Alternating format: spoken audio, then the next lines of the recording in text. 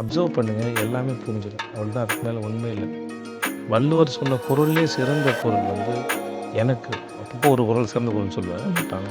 செல்வத்துள் செல்வம் செவிச்செல்வம் அச்செல்வம் செல்வத்தில் எல்லாம் தலை. அதாவது இருக்கிற எந்த சொத்து பெருசுனா செவிச்செல்வம், லிசனிங் தான் பெரிய சொத்துன்றாரு. அது செல்வத்துள் எல்லாம் தலை. க்ளோஸ் எல்லா சொத்துக்களை விட தலை சிறந்தது உயர்ந்தது அப்படின்னா லிசனிங் சொல்கிறார். நான் படைப்பும் அப்படி தான் சொல்லுவேன். பிறந்த கொஞ்ச நாளைக்கு குழந்தைக்கு வந்து பேச்சு வந்து 1 வருஷம் கழித்து தான் வெளில வரும். படைப்பு என்ன சொல்லுதுன்னா, கேளுங்க, ஃபஸ்ட்டு கேளுங்க, கொஞ்ச நாள் கழிச்சு அப்புறம் பாருங்கள், தென் ஸ்பீக்.